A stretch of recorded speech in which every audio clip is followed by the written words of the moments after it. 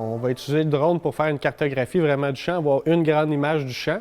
Après ça, ce qu'on voit souvent, c'est certaines anomalies. Donc, on peut voir une présence de mauvaises herbes dans un endroit, la présence d'une maladie à un endroit, un problème avec la nutrition des cultures. Puis, souvent, on va le voir à vue d'œil si le problème est vraiment grand et clair. Mais souvent, il y a des petits problèmes qui peuvent rester inaperçus avec juste un coup d'œil à la cartographie qui se fait. C'est là que l'intelligence artificielle vient aider parce qu'elle va détecter des petits problèmes qu'on n'aurait peut-être pas nécessairement vus, sauf si on aurait vraiment regardé de façon rigoureuse comme un algorithme peut faire. En fait, le drone qu'on utilise majoritairement à la ferme, c'est un drone avec 4 rotors, 4 hélices, qui est pas très grand, puis qui est muni d'une caméra multispectrale qu'on dit. Donc en fait, il va avoir 5 différentes lentilles. Une lentille pour le bleu, une lentille pour le vert, pour le rouge, et 2 autres, une pour l'infrarouge et une pour tout ce qui est près du rouge. En anglais, on dit red edge. Puis ces 5 lentilles-là, ensemble, l'information qu'elle va recueillir va être plus précise qu'une caméra régulière, si on veut, comme qu'on pourrait trouver sur un téléphone qui est juste rouge, vert et bleu. Donc la caméra est vraiment spécialisée pour prendre des informations précises sur la santé des plantes, distinguer une plante qui est en santé d'une plante qui n'est pas en santé. C'est ce que la caméra va être capable de faire qu'une caméra classique ne serait pas capable. Puis par la suite, ce qu'on va faire, c'est qu'on va vraiment tout planifier le vol en amont. Donc même de chez moi, je vais me dire, bon, mais on veut aller cartographier ce champ-là. Donc on a une application sur un iPad qui va permettre de délimiter le champ. Donc, on planifie tout ça en amont. Une fois que ça est fait, on emmène le drone au champ, puis on lui insère une carte SD pour justement capturer les données, puis les garder de façon physique.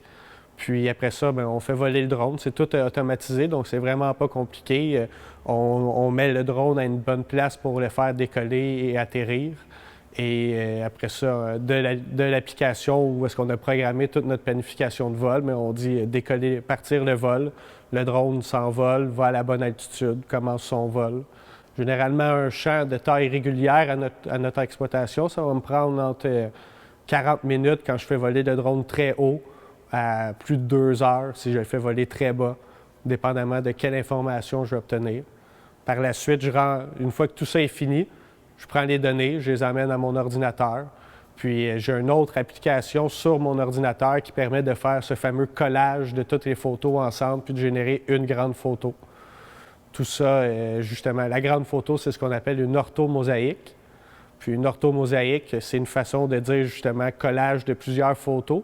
Le ortho est pour dire que la caméra regardait vraiment directement vers le bas, avec un angle de 90 degrés. C'est ce que le ortho veut dire. Puis mosaïque, collage de plusieurs photos ensemble, ce qui génère justement notre carte sur laquelle on va utiliser l'intelligence artificielle pour générer plus d'informations que juste la regarder avec nos yeux sur l'écran.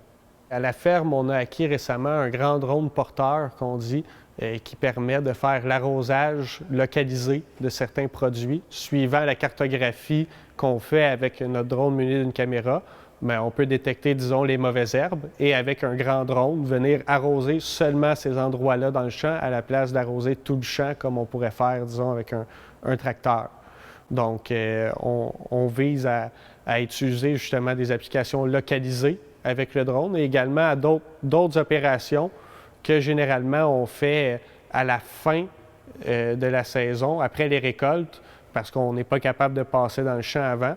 Mais le drone nous permettrait justement de passer par-dessus les cultures et de faire ces opérations-là plus tôt en saison, quand on a moins un rush, et ainsi avoir même une meilleure qualité d'opération parce qu'on la fait plus tôt en saison et ainsi on a une plus grande fenêtre par la suite à ce que ce qu'on a appliqué pousse comme il faut.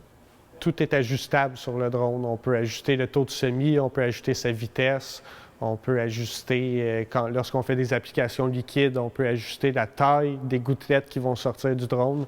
Donc, tout est vraiment ajustable de la manette du drone. On décide de quel genre d'application qu'on veut faire, puis on est capable de calibrer le drone afin qu'il fasse ces applications-là de façon très précise dans le champ.